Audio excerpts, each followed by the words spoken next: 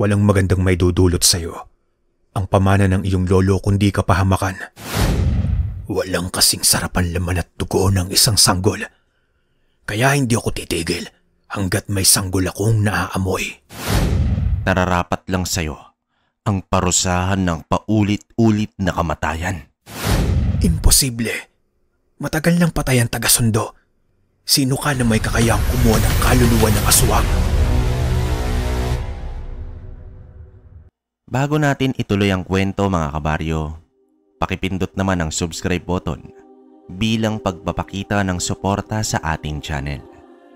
Yun lang naman, maraming salamat sa inyo. Ituloy na natin ang kwento. Ang kwentong ito ay hango sa totoong buhay. Nangyari ito taong 1976 sa lugar ng Matno, Sorsogon.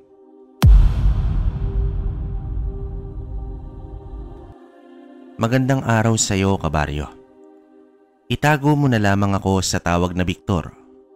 Ang aming pamilya ay naninirahan malapit sa dagat. Kaya ang hanap buhay namin ay ang paggawa ng daing. Si nanay ang sumasalubong sa mga mangingisda upang bumili ng sariwang isda, habang si tatay naman ang nagdadaing nito. Kabaryo, sa edad na 17 pa lamang ay isa na akong antingero. Minana ko pa ang aking tangan mula pa sa aking kanununuan.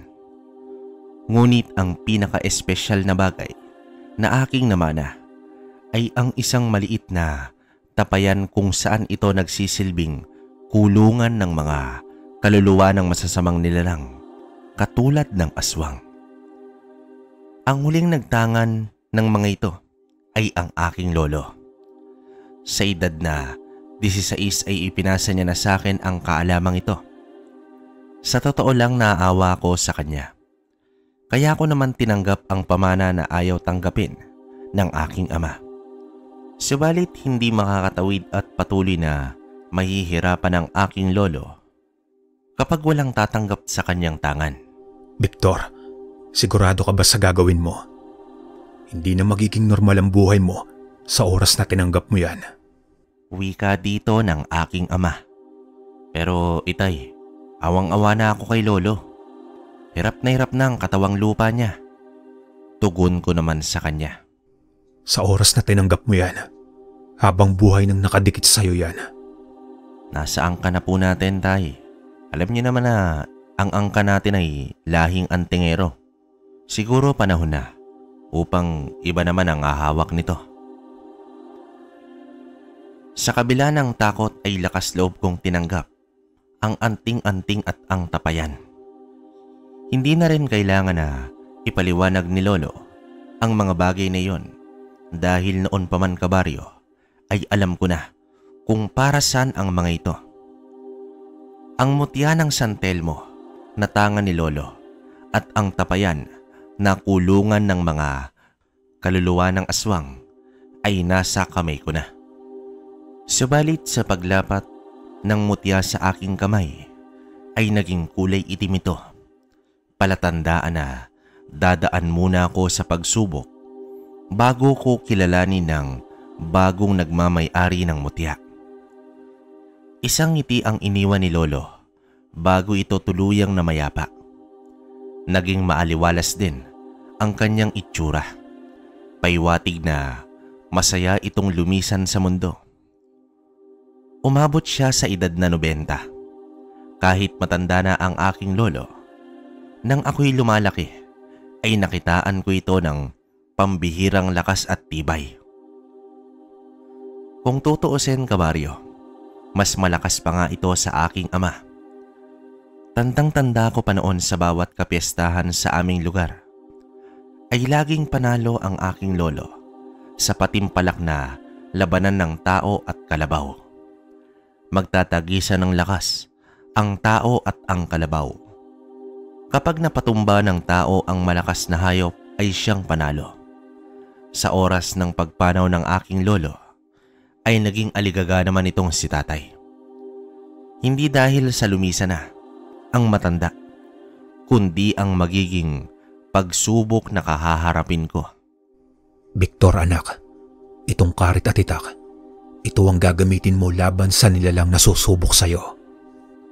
Ay nako tay, pwede bang unahin muna natin si Lolo? Natatakot lang kasi ako anak. Napakabata mo pa, pero haharap ka na sa mga nilalang ng dilim. Alam ko naman yon tay, pero ayusin muna natin ang mga labi ni Lolo. Agad nagpagawa ng kabaong si tatay sa mga kaibigan na mabilis namang kumilos.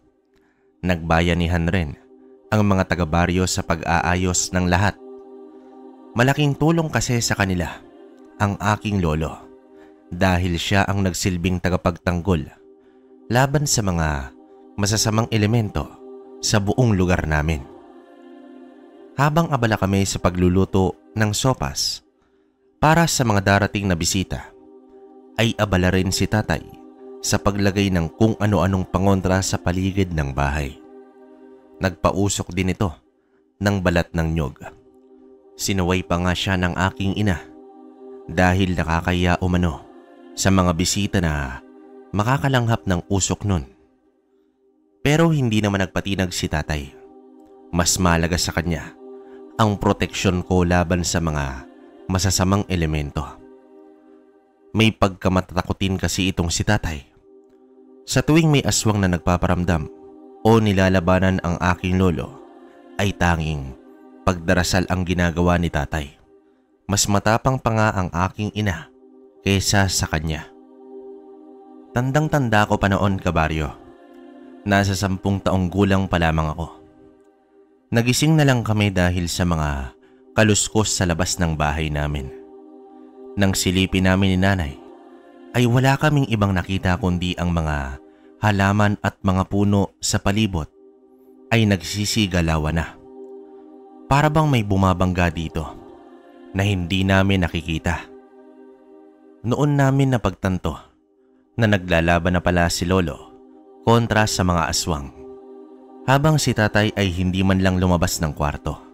Bagkos, nanginginig ito habang nagdadasal hawak-hawak ang kanyang rosaryo.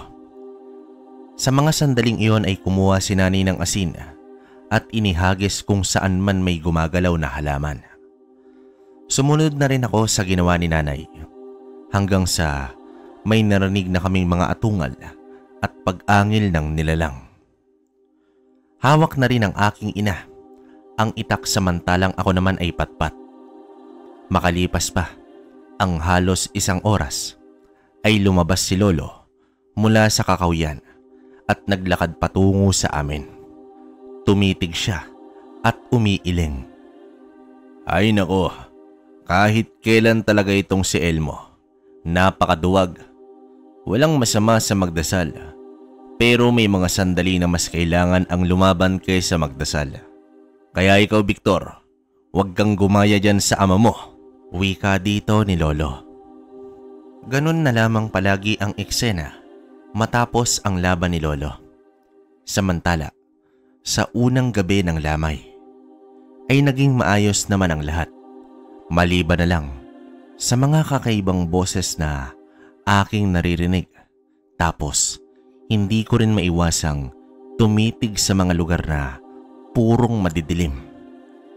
Tulad sa itaas ng puno, mga lugar na hindi abot ng ilaw at kung saan-saan pa.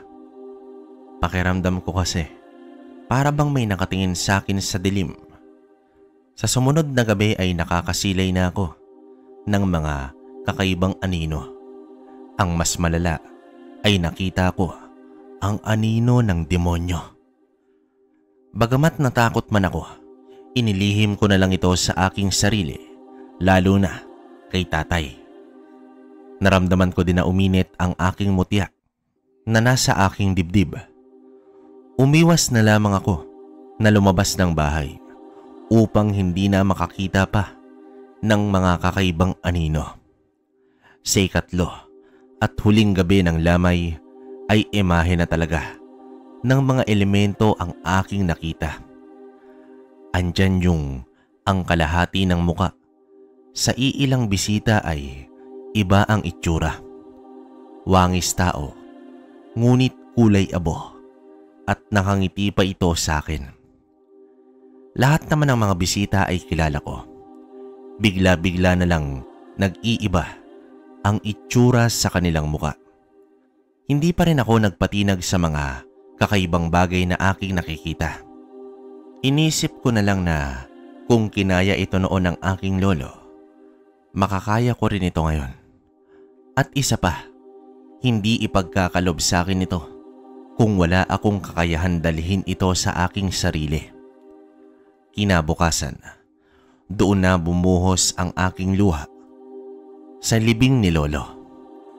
Kahit kailan ay hindi ko na siya makikita pa. Marami din ang umiiyak at nalungkot. Sa katunayan, namatay si lolo hindi dahil sa mga kalaban niya, kundi gawa ito ng katandaan. Walang sakit ang aking lolo. Isang araw ay bigla na lamang itong nanghina at nagwika pa na nalalapit na ang paglubog ng kanyang araw. Sa aming pag-uwi ay bakas sa lahat ang lungkot sa mga nakaraang araw ay hindi pa namin masyadong naramdaman ang lungkot gawa nga ng mga bisita na kahit sa araw ay nariyan pa rin. Ngayon ay kami-kami na lang magkamag-anak. Wala na talaga ang itay nakakapanibago. Hindi ko maiwasan na alalahanin ang lugar sa bahay kung saan siya madalas namamalagi. Ang tambayan niya sa likod bahay kung saan siya madalas natutulog tuwing hapon. Ang mga dala niyang karne at mga gulay mula sa mga tao at ang mga pangaral niya sa atin. Ay, tama na. Pati ako nahawa dyan sa pag-iyak mo. Ang mahalaga, lumisan si lolo na masaya at hindi mawawala sa isip at puso natin ang kanyang mga alaala. Talagang hindi, Victor, anak. Lalo na yung kwintas mo. Ano ba naman kasi itong sitay? Sana isinama niya na lang yan sa hukay. Itay naman, kaninang lungkot nyo tapos ngayon. Paano ba kasi? Nakakatakot ang bagay na yan. At dahil sa bagay na yan, parang hindi naman nawala ang iyong lolo. Patuloy pa rin tayong dadalawin ng mga parokyano niyang demonyo. Teka lang, Victor. Sa mga lumipas na gabi, wala ka bang nararamdaman o nakikitang kakaiba? Meron po, itay, kaso di ko na lang sinabi kahit kanino. Yan na nga bang sinasabi ko eh. Alis muna ako. Mangunguha ako ng mga balat na nyog. Tama naman si Tatay Kabaryo. Hanggat nasa akin ang mutya, ay hindi titigil ang mga nilalang na dalawin ako upang paslangin. Pero taliwas sa aking ama, buo ang suporta ni nanay at handa siyang tumulong sa akin kagaya noong nabubuhay pa si lolo at may mga aswang na sumusugod sa bahay. Kahit ordinaryong tao lamang ang aking ina, ay pambihira naman ang tapang nito. Sanay na sanay rin siya sa mga aswang, kaya kahit gaano pa kasama ang itsura, ay hindi siya natitinag. Pati ang kapatid kong babae, na si Pina ay matapang din. At laging nakahanda ang kanyang buntot page para labanan ang mga nilalang ng dilim. Ibinigay ito ni lolo sa kanya noong 10 taon pa lamang siya. Sa ika-4 na gabi ay mas nakakapangilabot na ang nangyari. Habang ako'y nakahiga na, nakarinig ako ng mga mahihinang pag-angil. Bumangon ako at marahang lumabas ng aking kwarto. Nakita ko si nanay na naglalagay ng walis tingting na nakabaliktad sa dingding. Sumenyas naman ito na huwag akong maingay. Tumango naman ako habang hawak-hawak ko ang karit. Sumilip ako bahagya sa nakabukas na pinto sa kanilang silid at nakita ko doon si tatay na nagro-rosaryo habang si Pina ay sumisilip sa siwang at bitbit na rin ang buntot page. Nang mailagay na ng aking ina ang mga walis tingting ay ramdam ko ang pagdistansya ng mga nilalang sa bahay. Hanggang sa lumakas na ang mga angil na aming naririnig. Mahigpit naman na ibinilin ni inay kay Pina na wag iiwan si tatay kahit anong mangyari. Kinuha na ni nanay ang sibat Nagawa sa bagakay at isinukbit na ang itak sa kanyang bewang habang meron itong dalang maraming asin sa kanyang bulsa. Hawak ko na rin sa mga sandaling iyon ang karit at itak. Ayon naman sa aking ina, hindi titigil ang mga nilalang na yan hanggat hindi nila nakukuha ang mutya ng San Telmo. At isa pa, hindi tuluyang gagana ang mutya kapag hindi ako nito kinilala na bagong nagmamay-ari. Kaya wala akong pagpipilian kundi harapin ang mga nilalang. Hinawakan ko ang gasera at sa pagbukas ni nanay ng pinto ay agad ko namang itong inihagis sa labas. Nagliyab ito sa bakuran at lumabas na rin kami ni nanay. Napalunok na lamang ako sa aking nakita. 3 nilalang na napakalaki. 6 malalaking unggoy ang nasa labas. Pinalalahanan naman ako ni nanay na huwag matakot at isipin ko si lolo.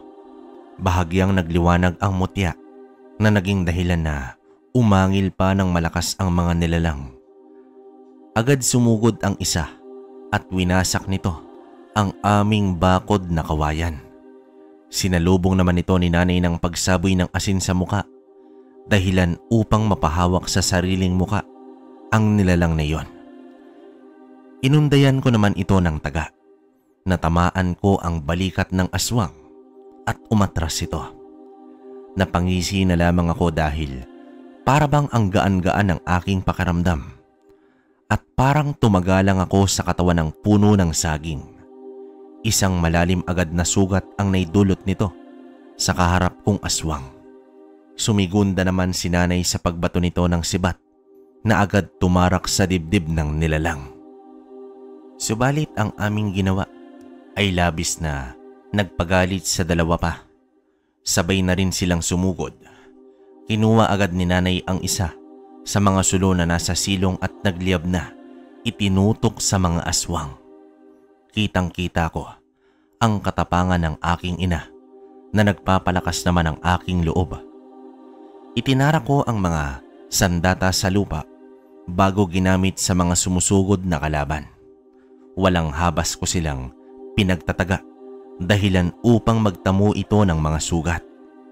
Nagugulat na lamang ako dahil natatapatan ko ang mga malalaki nilang kamay. Sa pagkakataong ito ay 2 sulo na ang hawak ng aking ina upang mangilag ang mga aswang. Kahit wala akong kaalam-alam sa pakikipaglaban, ay napagtagumpayan namin ang gabing yon. Tumakbo palayo ang mga aswang na sugatan pare-parehas. Hudyat sa kanilang pag-atras, ngunit hindi iyon nangangahulugan na sumuko na ito. Tiniyak naman ni nanay na sa susunod na mga gabi ay babalik ang mga iyon. Naramdaman kong muli ang pag-init ng mutya. Nang ito'y inilabas ko, ay nagbago na ang kulay nito. Mula sa itim ay naging puti na may bahid ng kulay ng apoy. Laking tuwa naman ni nanay dahil sa wakas ay kinilala na ako ng mutya. Ano bang hiningiti-ngiti niyong mag-ina dyan? Pumasok na kayo ng bahay, baka bumalik pa ang mga parokyano ni Itay.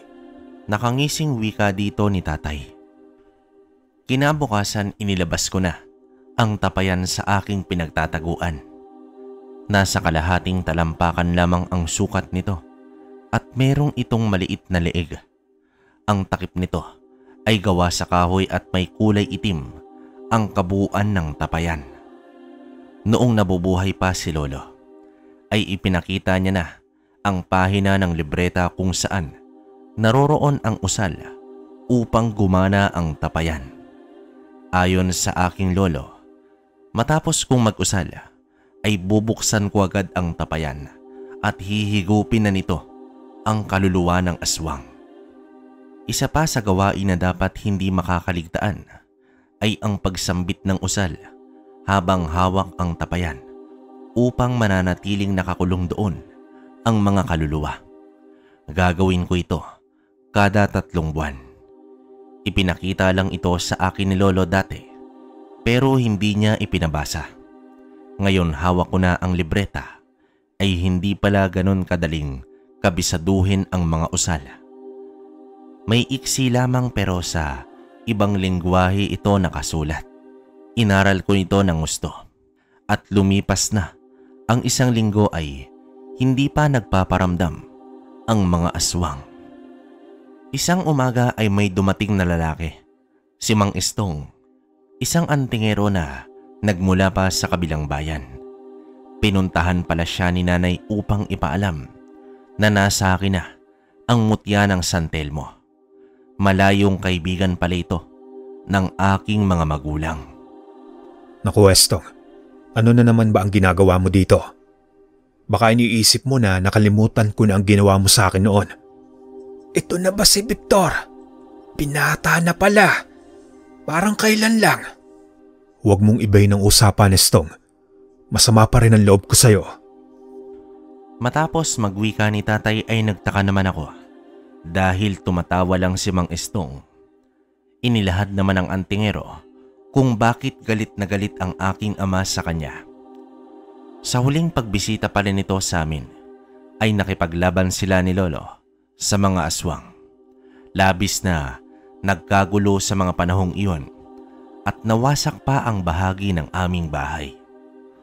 Upang mailigtas si ama sa atake ng aswang ay inihagis niya si Mang Estong sa labas ng bahay, ngunit hindi alam ng antingero na may aswang pala sa bahaging iyon.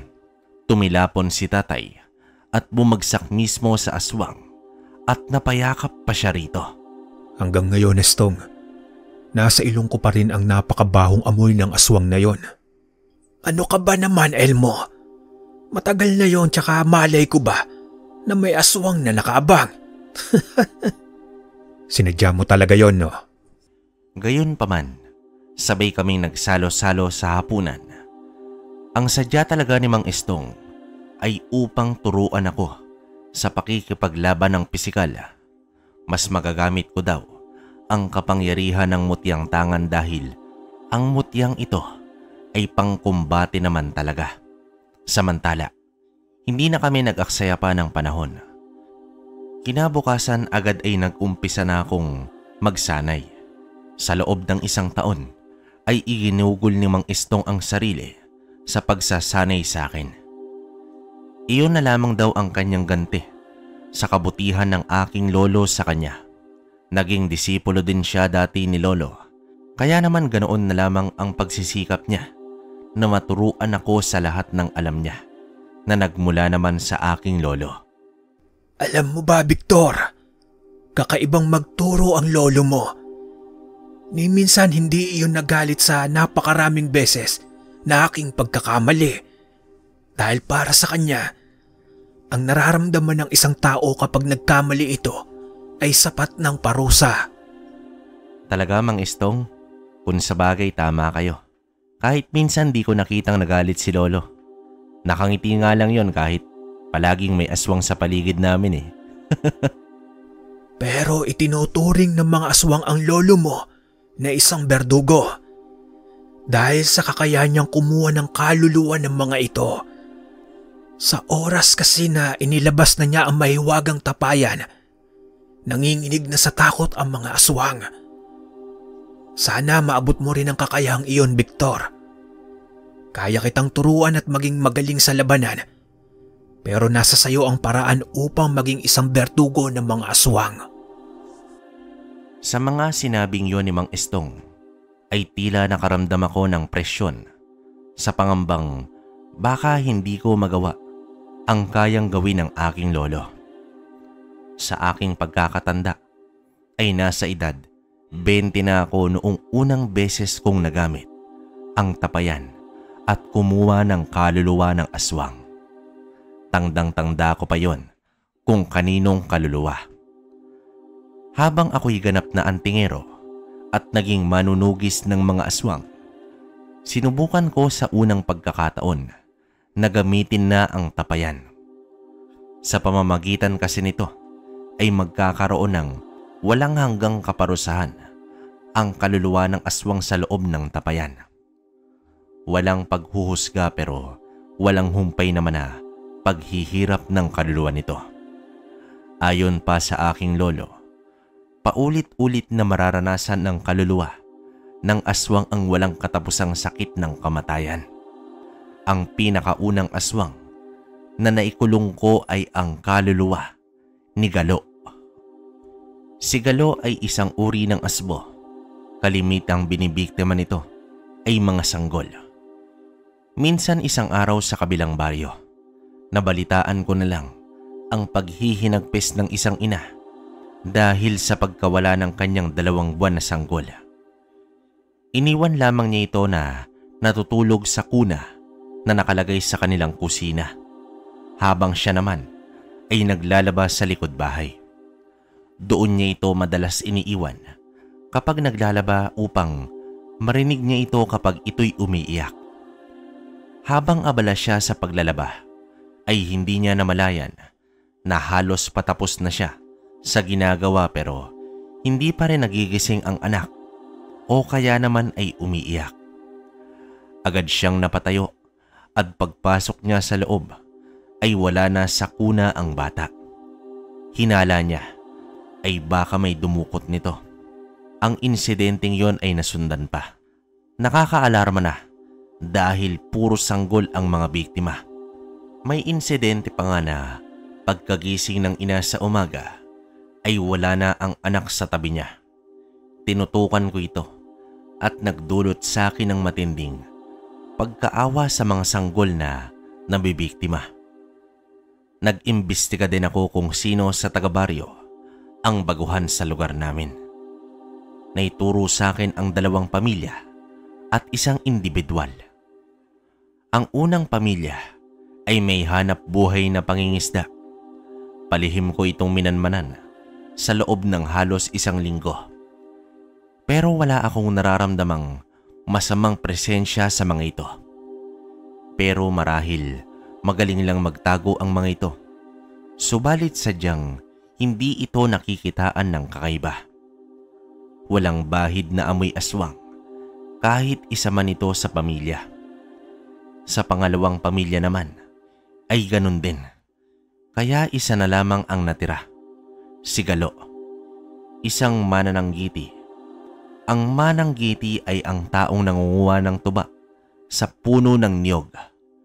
Ibinibenta niya ito at dahil dyan ay naging parokyano niya ang mga manginginom sa lugar namin. Sinubukan kong bumili sa kanya dahil may maliit na pwesto ito sa talipapa. Malinis at walang bahid na yanggaw ang kanyang binibentang inumin. Binibida rin niya na laging sariwa ang kanyang paninda. Isang gabi noon, kabaryo, ay sinundan ko siya patungo sa kanyang maliit na kubo. Ilang oras din akong nagmantyag, pero wala naman akong nakikitang kakaiba sa mga ginagawa niya. Matapos niyang may lagay ang mga tuba sa maliit na lagayan, ay pinatay na nito ang gasera. Sa palagay ko ay nagpapahinga na si Galo. Kinabukasan ay nakita ko siyang nasa kanyang pwesto, habang masayang nakikipagkwentuhan sa mga parokyano. Naisip ko naman na suriin ang kanyang tinitirhan. Pagkakita ko pa lang sa kanyang bakuran, ay napansin ko na agad na tila bagong bungkal ang mga lupa. Noong una, inakala ko na dahil ito sa mga pananim pero nakakapagtakang pati sa silong nito ay halata talaga na hinukay ang lupa at muling tinabunan. Wala naman sigurong tao na uubusin ang kanyang bakuran ng pananim. Kaya naman sinubukan kong hukayin ang lupa. Laking gulat ko na lang dahil may kalansay ng napakaliit na bata ang aking nahukay at halos magkakatabi lang ang mga ito. Sa ganoong ebidensya pa lang ay kumpirmado ko na kung anong klaseng nilalang itong si Galo.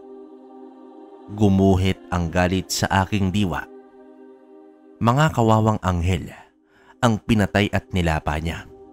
Hindi ko lubos maisip kung ano ang nararamdaman ng mga sanggol habang ginagawa niya ang kahayupang yon. Peste ka, Galo.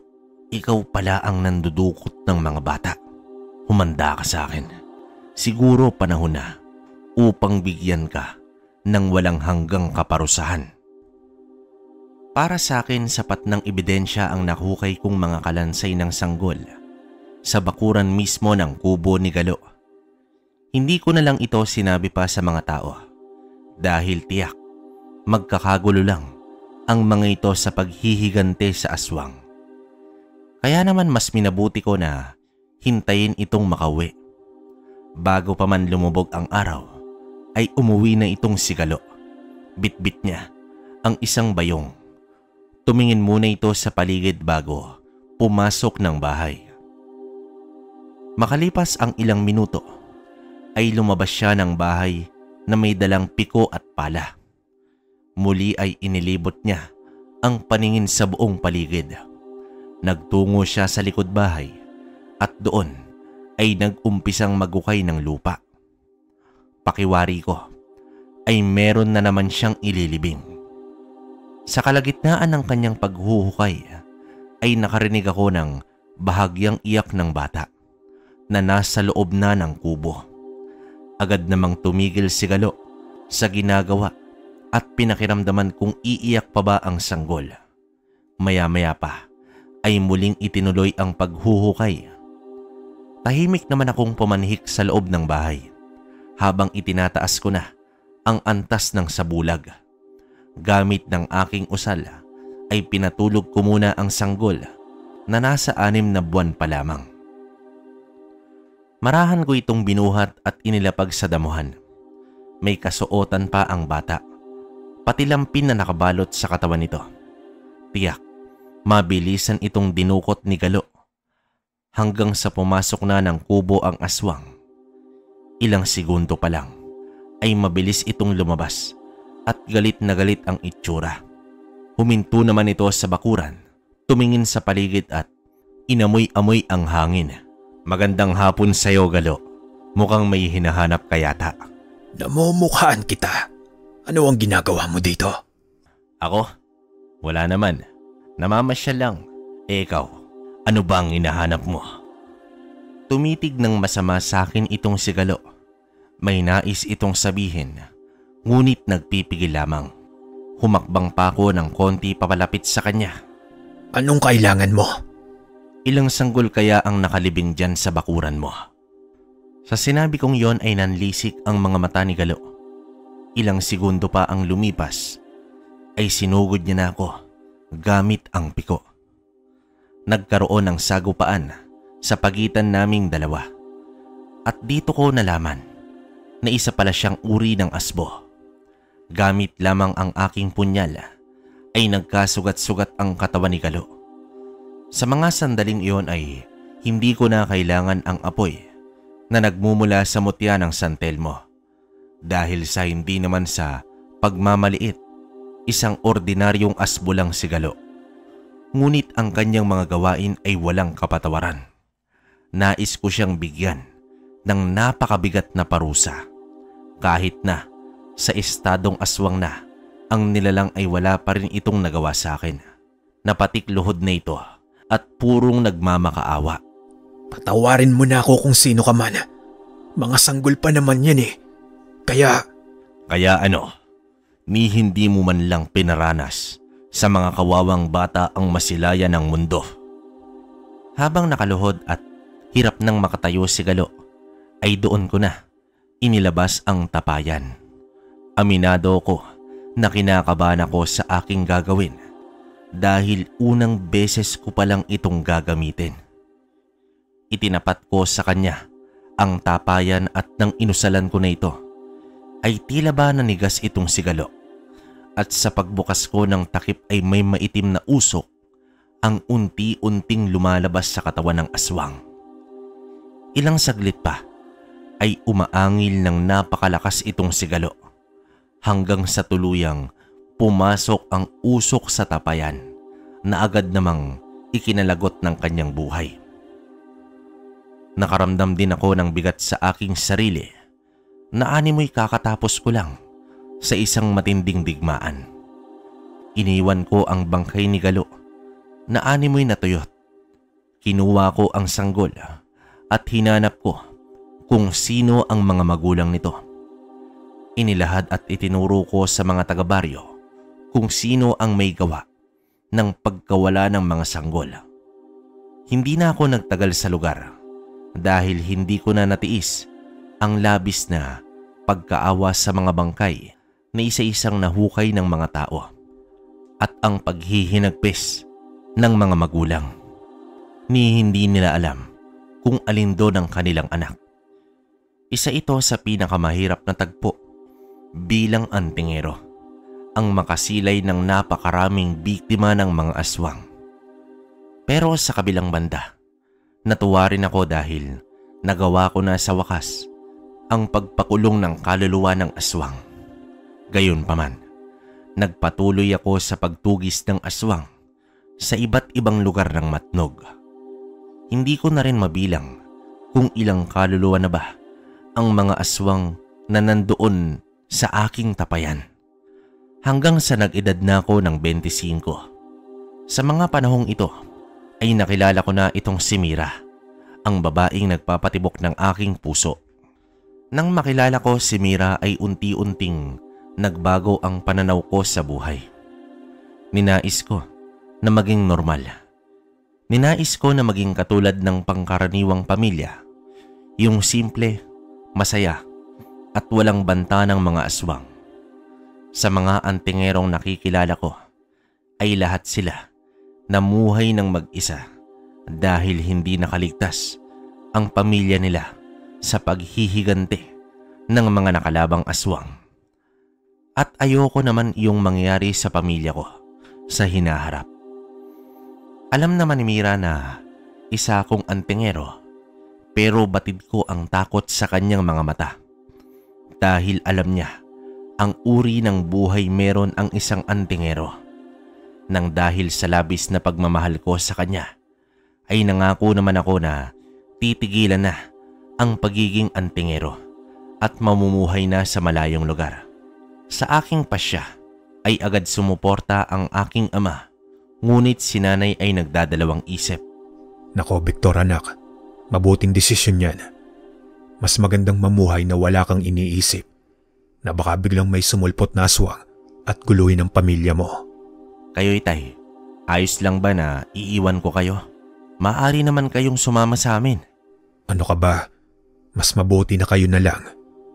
Paano kayo matututo sa buhay kung kasama niyo pa kami? At isa pa, nasa wastong gulang ka na upang bumuo ng sariling pamilya. Panahon na para isipin mo naman ang sarili mong kaligayahan. Marami ka na ring natulungan. Sapat na yon. Pero tay, si nanay kasi nangangamba. Ako na ang bahala sa inay mo. Nalulungkot lang yon pero masasanay din siya. Hindi naman habang buhay nakabuntot ka sa kanya. Naku, talaga tong nanay mo. Kabaryo, sigurado na ako sa aking pasya. Si Mira kasi ay hindi katulad ng aking ina na napakatapang. Babaeng babae si Mira at napakahinhin. Gayunpaman, namuhay kami sa isang bayan. Malayo ito sa Matnog. Binago ko ng tuluyan ang aking sarili. Itinago ko ang tapayan at mutya sa isang maliit na baul at inlibing ko sa lupa sa ilalim ng aming silong. Kahit papaano ay nakapagpatayo ako ng maliit na bahay. Si Mira ay nagbebenta ng mga bulaklak sa may simbahan. Mahilig kasi itong magtanim ng mga bulaklak kaya ginawa na namin itong negosyo. Samantalang ako naman ay nagtrabaho sa isang koprahan. Sa ilang buwan na aming pagsasama ni Mira ay naging maayos naman. Pero hindi talaga may iwasan ang mga nararamdaman ko sa buong paligid pero binaliwala ko na lamang ito. Lingid sa kaalaman ng aking asawa ay may mga pangontra akong nilagay sa bahay at sa bawat pag-alis ko ay inoorasyonan ko ng poder ang aming tahanan. Kahit papaano ay hindi ako nagpakampante sa hindi inaasahang pangyayari. Hanggang sa isang araw, naabutan ko sa bahay ang aking kapatid. Nakausap itong si Mira. Paglingon ni Pina sa akin ay iba na agad ang aking naramdaman. Namumugto ang mga mata nito at lumuluha. Agad siyang tumakbo at yumakap sa akin. Dito ko natuklasan na wala na pala si tatay. Parang tumigil ang mundo ko, kabaryo, ng sandaling iyon. Ayon kay Mira, pinaslang si tatay ng isang aswang. Bago ang pangyayaring iyon ay may nakaalitan itong si tatay. May isang lalaki daw na naghahanap daw sa akin. Nagpakilala ito bilang si Serapina. Hindi naging maganda ang naging usapan nila, kaya nagkasagutan ang mga ito. Narinig na lamang ni Pina na pinagbantaan si tatay nung lalaki. Kapag hindi raw ituturo ni tatay kung nasaan ako, ay pagsisisihan daw niya ito ng labis. Hindi rin nila alam kung bakit hinahanap ako ng lalaking yun. Hanggang isang madaling araw ay sinamahan ni Pina si nanay upang magtungo sa dalampasigan dahil may paparating na mangingisda. Halos lahat ng tao ay naroroon sa dalampasigan, gawa nga ng may malalaking bangka ang dadaong. Habang pauwi na sila ay naabutan na lamang nila si tatay na nakahandusay na sa sahig at naliligo na sa sariling dugo. Kahit nais man nilang iligtas pa si tatay, ay napaka-imposible na nito. Naghihingalo na ang aking ama sa sandaling yon, at ang tanging nabanggit na lamang niya ay kung sino ang gumawa nito sa kanya. Walang iba kundi si Serapina. Sa uri ng mga sugat na natamo ni tatay ay hindi ito gawa ng isang tao, kundi gawa ito ng isang aswang. Dahil sa inilahad ni Pina, ay kinausap ko naman itong si Mira. Sinabi ko sa kanya na kailangan kong mahanap ang pumaslang sa aking ama. Naiintindihan naman niya, ngunit hindi maiwasang matakot ng aking asawa. Kinumbinsi ko siya na babalik akong buo sa kanya. Nang mahimbing ng natutulog si Mira at ang aking kapatid ay hinukay ko ang aking gamit. Hindi ko inaasahan na muli ko itong gagamitin, at sa pagkakataong ito ay para sa hustisya ng aking ama. Hindi ko na napigilan ang magalit at maiyak dahil sa sinapit ng aking ama. Napakasakit nun para sa akin, kabaryo. Kung nasa tabi lang niya ako, hindi ito mangyayari sa kanya. Sa gabing yon ay muli kong binuklat ang libreta at inaral muli ang mga usal na aking gagamitin. Napansin ko rin na nag-iba ang kulay ng mutya, pero noong muli ko itong nahawakan ay muling kuminang at nanumbalik ang kulay nito. Mabuti at kinilala pa rin ako ng mutya ng San Telmo. Kinabukasan, bago ko magtungo sa amin, ay inihatid ko muna si Mira sa kanyang mga magulang. Gumawa na lang ako ng ibang dahilan upang hindi mag-alala ang mga ito. Pero batid ko talaga ang lungkot at takot sa mga mata ni Mira. Samantala, nakaburol na si tatay nang ako'y dumating. Napaluhod na lamang ako sa kanya habang hawak ko ang kabaong at hindi ko napigilan ang umiyak. Kahit matatakotin ang aking ama, ay nagbibigay naman ito ng saya at gaan sa aming buhay. Magkahalo ang nararamdaman ko ng mga sandaling yon, kabaryo. Nagsisisi ako kung bakit ko tinanggap ang mutya, subalit namumutawi sa akin na gagamitin ko ang sukdulan ng kapangyarihan nito. Makamit lang ang hustisya para sa aking ama. Ayon naman sa aking ina, ang taong naghahanap sa akin ay tila ba may matinding galit. Malamang isa ito sa mga nakalaban ko noong manunugis pa ako ng aswang. Dahil sa pangyayaring ito ay naalala ko ang pagpalag ni tatay noon sa kagustuhan ko na maging antingero. Wala naman akong natatandaan na Serapin na pangalan ng nakalaban ko noon. Pero walang aswang na nakaligtas sa akin kahit isa. Kaya isang malaking palaisipan kung sino ang aswang na ito at anong uri siya. Sa gabi ng lamay, habang nakikipagkwentuhan ako sa aking mga kaibigan, ay may naramdaman akong presensya ng isang aswang. Hindi ito pangkaraniwan Sa dami ng aswang na aking nakalaban, ay bihira lang ako nakakasagupa ng ganitong uri. Nabibilang lamang sa mga daliri ng aking isang kamay. Ang uri ng aswang na ito ay isang uri ng gabunan. Hindi ko naman maiwasan na makaramdam ng takot para sa aking pamilya. Alam kong nagmamanman ang aswang sa paligid at marahil nakatuon na sa akin ang paningin nito.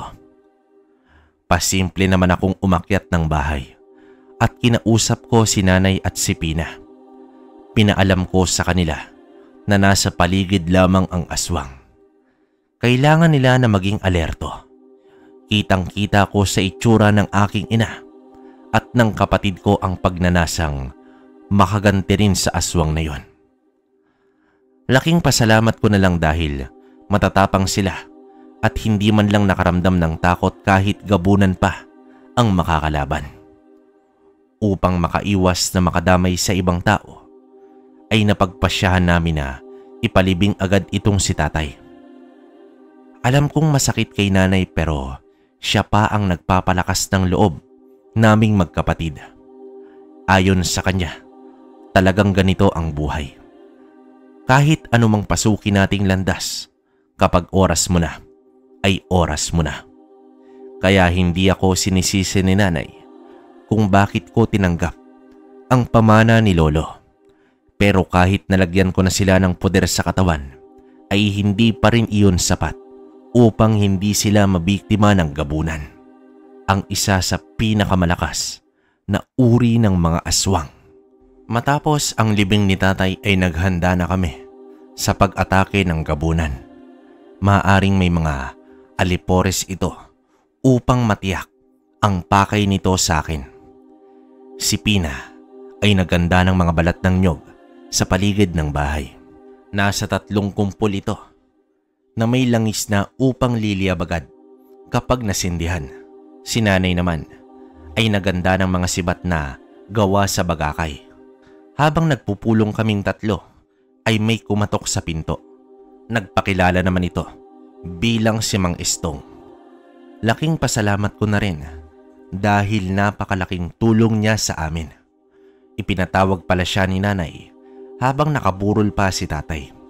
Pinagpahinga muna namin si nanay at pinag-usapan namin ni Mang Estong ang mga masasayang sandali ni tatay sa aming buhay. Hanggang sa may kumalabog sa bubong, agad ko namang ginising si nanay upang maganda. Sa paghila ni nanay ng lubid ay agad tumagas ang mga asin sa gilid ng bahay. Agad naming narinig ang paghiyaw ng isang aswang. Pahiwatig na natamaan ito ng asin. Narinig din namin na may nagsipulasan sa paligid. Nang silipin ko ang labas, ay may nakita akong nagtatakbuhang nilalang sa buong paligid. Kung hindi nyo may tatanong kabaryo, ang mutyang tanga ni Mang Estong ay mutya ng ipo-ipo. Sa kanyang pag-usal ay lumakas ang ihip ng hangin, dahilan upang maalarma ang mga nilalang sa dilim. Lumabas ka, Victor. Harapin mo ko at huwag kang magkubli dyan sa loob. Isang galit na boses ang aming narinig. Tiyak naman ni nanay na ang nagsasalitang yon ay walang iba kundi si Serapin. Lumabas ako ng bahay at hinarap ko ng tuluyan ang gabunan. Sino ka at bakit mo pinaslang ang aking ama? Kung tutuusin, kulang pa ang buhay ng iyong ama sa ginawa mo sa aking angkan. Kung saang angkan ka man nanggaling, ay wala akong pakialam. Nararapat lang sa inyo ang mabura dito sa mundo dahil mga salot kayo. Kayo ay mga mabababang uri. Kayo ang nakatadhana sa aming mga aswang upang gawing pagkain. Mga wala kayong silbi. Kayo ang tunay na salot sa mundong ito. Pwes, magkakaalaman na tayo ngayon. Tapusin na natin to, gabunan. Nasa paningin ko ang isang malaking aswang habang nakahilera naman ang mga alipores nito. Hanggang sa umangil ang mga ito na tila napapatras. Nasipat ko na umuusok na pala ang 2 sa mga kumpol na mga balat ng nyog. Hindi man ito nakapapatay, ng aswang ay tiyak naman na ako ang magiging malaking balakid sa kanila. Maya-maya pa ay lumabas na itong si Nanay na hawak ang isang sulo at sibat. Alam ko kasi na kahit anong gawin kong pagpigil sa kanila ni Pina ay hindi iyon makikinig sa akin. Kahit wala man silang tangan ay makailang beses na rin silang nakatalo ng aswang. Hindi ko man nakikita si Pina. Alam kong kumikilos na rin iyon. Ramdam ko na ang galit ni Serapin at naghuhudyat ito ng isang pagsugod. Nasa 6 na aswang ang sabay-sabay na sumugod sa amin ni Nanay. Ngunit isang napakalakas na puwersa ng hangin ang tumama sa mga ito at tumilapon pabalik kay Serapin. Nanlaki naman ang mga mata ng gabunan sa paglabas ni Mang Estong. At nagtawag ka pa talaga ng kakampi? Aba, sino kaya ang nagdala ng sandamakmak na mga alipores? 2 lang kaming antingero samantalang ang dami ninyo. At sino ka namang pakialamero ka? Tama na ang satsat. Umpisa na ang laban. Magsasalita pa sana si Serapin nang biglang umatungal ang isa sa kanyang alipores dahil tumarak na dito ang sibat na ibinato ni Nanay at naging hudyat sa labanan ng gabing yun. Inihagis ng aking ina ang sulo sa nakaumbok na mga dayami at naglikha ito ng malaking siga ng apoy. Inilabas ko na rin ang aking karit at punyal habang si Mang Estong ay naglabas ng 2 talibong. Unang beses ko yung nakita na ginamit ng antingero. Hinarap niya ang mga alipores ni Serapin na may abwak at asbo. Sa aming paglalaban ni Serapin ay hindi talaga makakaila ang pambihirang lakas at bilis ng isang gabunan. Hindi nito iniinda ang tama ng mga karit sa balat na animoy bakal sa tigas. Nasisipat ko din ang 2 tiktik na walang habas na pinagpapalo ni Pina ng buntot pagi. Habang nasa loob ito ng bahay at winasak ng mga aswang ang bubong namin. Kitang-kita ko din ang napakabilis na galaw ni Mang Estong habang sinasalubong ang puwersa ng mga asbo at abwak. Makalipas ang ilang minuto ay halos nakalahati na ang bilang ng grupo ni Serapin. Tumango naman si Nanay ng aking tiningnan. Pahiwatig na maayos ang kanyang kalagayan. Habang lumalabas naman si Pina, bitbit ang naputol na kamay ng tiktik at inihagis ito sa paanan ni Serapin. Nasa mga mata ng kapatid ko ang matinding galit at nagliliyab na katapangan kahit pa may mga ilang sugat na ito. Mas lalo namang lumakas ang loob ko dahil sa ipinakitang katibayan ng loob ng aking pamilya. Hanggang sa inabot sa akin ni Pina ang tapayan. Inusalan ko ito at pagbukas ng takip ay inilapag ko ito sa lupa. Ganoon na lamang ang pagkagulat ni Serapin nang masilayan niya ang mga kaluluwa ng kanyang mga namayapang alipores na isa-isang pumapasok sa tapayan. Huwag kang magulat, Serapin, dahil kaluluwa mo na ang susunod na papasok dyan. Hindi maaari ito. Imposible. Matagal nang patay si Rupino, ang tagasundo ng kaluluwa ng mga aswang. Malas mo lang ngayon dahil ako na ngayon ang pumalit sa aking lolo Rupino. Biglang umangil si Serapin at nagbadyang tumakas. Mabilis naman na pinatamaan ni Mang Estong ng puwersa ng hangin ang gabunan upang bumagsak ito mula sa napakataas na paglundag. Victor, bilis! Huwag mong patakasin ang gabunan!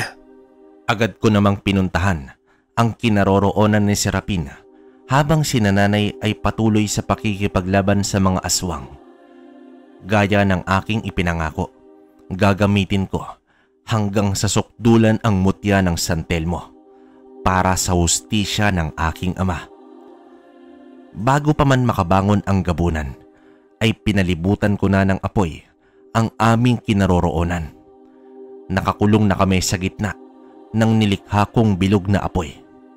Sa oras na dumikit ang apoy sa balat ng aswang, ay kusa itong gagapang hanggang sa matupok na ng apoy ang katawan nito. At mukhang alam ni Serapin ang ganitong pangyayari. Isang malaking pagkakamali. Nakantiin mo ang isang tagasundo. Humanda ka, gabunan, dahil dito pa lang sa mundong ibabaw ay mararanasan mo na ang impyerno.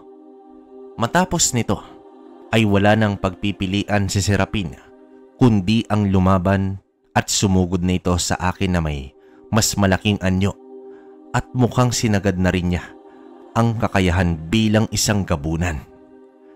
Inilapag ko na ang karit at punyal dahil wala naman itong silbi sa kanya. Nakipaglaban ako ng mano-mano sa aswang na gabunan. Lakas ng tao at aswang ang namutawi ng gabing yon. Nagpalitan kami ng mga suntok. Sinalag ko ang mga matatalas niyang mga kuko na nagdulot ng sugat sa aking balat. Ngunit unti-unti rin itong naghihilom. Pero katakot-takot pa rin na sakit ang idinulot nito sa akin dahil ramdam ng aking mga buto sa mga bisig ang pagbaon ng mga kuko. Hanggang sa mailapat ko ang aking kamay sa kanyang dibdib at agad akong nagpakawala ng apoy. Napaatras ang gabunan at pilit na inapula ang apoy, subalit imbis na mawala ang apoy ay mas lalo itong nagliyab hanggang sa umangil na lamang si Serapin. Bago pa man siya malagutan ng hininga ay itinapat ko na ang tapayan at inusalan ko na. Pilit hinihigop ng tapayan ang kaluluwang nagpupumiglas hanggang sa tuluyan nitong mahigop si Serapin. Napaluhod na lang ito na tila blanko na ang mga mata. Sa unang beses ay ginawa ko ang paraan na iyon na kahit buhay pa ang aswang ay hinihigop ko na ang kaluluwa. Unti-unting nilamon ng apoy ang gabunan at bumagsak na ito sa lupa. Sa pagkawala ng apoy sa aking palibot ay nasilayan ko ang mga tao na may dalang mga sulo at sandata. Hinanap ko naman agad sina Inay at Pina. Ganoon na lamang ang aking saya dahil nakita ko silang magkakbay at nakangiti sa akin. Kahit may mga sugat ay baliwala ito sa kanila. Nang matapos ang pangyayaring iyon, ay nakumbinsi ko na silang tumira kasama namin ni Mira. Laking pasalamat ko rin kay Mang Istong at nangako ko sa kanya na kapag kailangan niya ng tulong ko ay hindi ako mag-aatubiling samahan siya sa anumang laban kontra aswang. Ipinaintindi ko rin sa aking asawa na sadyang nakadikit na sa aking pagkatao ang pagiging antingero. Tulad din ng iba, kahit anong pilit mong ilayo ang sarili sa nakatadhana na sayo, ay ang panahon mismo ang maglalapit sa antingero at sa mutyang tangan nito. Ang kwentong ito ay nagpapaalala sa atin sa pagmamahal sa pamilya. Lahat ay kaya nating gawin para sa kapakanan ng kapamilya. At ang kwentong ito ay isang patunay na ang tao kapag pinasok na ang pagiging antingero ay habang buhay mo na itong responsibilidad. Okay, komento ko sa kwento natin. Grabe, napakalakas ng tangan ni Victor. Ano sa tingin nyo mga kabaryo? Isipin nyo na lang mutya ng San Telmo, saka yung sinasabing tapayan. Ngayon ko lang narinig to sa lahat ng kwento natin. Ang dami nating kwento pero ngayon lang ako nakabasa ng ganitong kwento. Grabe tong si Victor. Isipin mo, tagasundo ng kaluluwa ng aswang. Diba? Sa kanan side kasi, meron tayong tinatawag na kamatayan. Kumbaga itong si Victor yung kamatayan para sa mga aswang. Grabe. Kinilabutan ako sa kwentong to. Namatay yung tatay niya pero kumbaga okay lang kasi kumbaga yun nga ang sabi, nakatadhana na. Siguro kung hindi rin naman nangyari yun, hindi rin mamamatay itong si Serapin. Isipin nyo na lang, gabunan to. Alam nyo naman ang mga gabunan, kabaryo, kung gaano kalakas, diba? Saka yun nga, hindi rin mananalo to kung wala yung tulong ng mutya ng ipo-ipo ni Mang Estong. Di ba? Ang lupit nito, antingero to. Itong literal na talagang sukdulan ng lakas, no? Yung kakayahan na gamit ng bawat isa. Di ba? Kasi sinagad ni Victor yung kumbaga yung potential nung San Telmo. Ganon din siguro tong si Serapin, kaya lang wala tayong magagawa. Alam naman natin na kahit anong lakas ng gabunan, di ba? Pag nasa tamang pag-iisip yung antingero, 80% antingero pa rin talaga to, di ba? Grabe. Biruin mo mano-manong laban, walang karit, walang punyal. Kumbaga, tagisan lang ng lakas. Tama nga yung sinabi, no? Yung mutya ng San Telmo, pang-kombate physical talaga, no? Kumbaga, hindi to kagaya niya ng mutya ng ipo-ipo. Hindi to naglalabas ng ganong kakayahan. Although apoy itong San Telmo, pero kita nyo naman kung gaano kalakas yung dulot nito sa aswang, no? Parang napanood ko na to eh. Hindi ko lang matandaan kung ano yung naglalabas ng apoy. Pero grabe, para sa akin, napakalakas ng San Telmo talaga. So yun, okay na okay kasi namatay man yung tatay niya, pero masaya ako kasi nagpagtagumpayan ng pamilya. Saka yung ending naman natin maganda. Nagkaroon sila ng happy ending, no? Kumbaga magkaasama sila. Yun nga lang, namatay rin tong si Mang Estong after 6 years ata. Sabi ni Neto nung nagpadala ng sulat. Ngayon si Victor matanda na, may mga apo na rin. Hindi niya pa alam kung kanino niya ipapasa yung mga tangan niya, no? Wala naman sinabi sa akin, pero ngayon nasa parteng Quezon sila. Parang palitan kasi yung nangyari. Lumilipat sila ni Mira. Hindi ko na inalam yun kasi syempre personal na buhay na nila. So yun. Nga pala sa mga magko-comment, komento nyo, ilapag nyo dyan para mabasa ng ating sender at babasahin ko rin. Diba? So yun. Nga pala yung shoutout ko next upload natin meron na. Tapos yung mga gusto kong makausap, kwentong Baryo Official yan ng Facebook natin. And then kwentong Kabaryo, kwento ni Kabaryo saka kwentong Kalakbay yon. So yun. Tapos nga pala Kabaryo, gusto kong hingin yung feedback sa inyo kung kasi nakausap namin yung pinsan kong isa na babae. Pamangkin din to ni Tito Proy. Kaya lang, okay ba sa inyo na maging narrator natin yung babae, yung pinsan namin? So yun, gusto ko rin hingin yun para alam ko kung anong gagawin. Kasi syempre, mas mahalaga sa akin yung opinion nyo, di ba? Hindi pa naman tayo pagod pero syempre, malay natin, di ba? Mas umokay. Hindi naman ako mawawala sa kwentong baryo. Meron naman tayong kwento ni Kabaryo at kwentong Kalakbay, no? So, tingnan natin. Gusto ko makita yung sagot nyo, mga Kabaryo. Bali, hanggang dito na lang muna.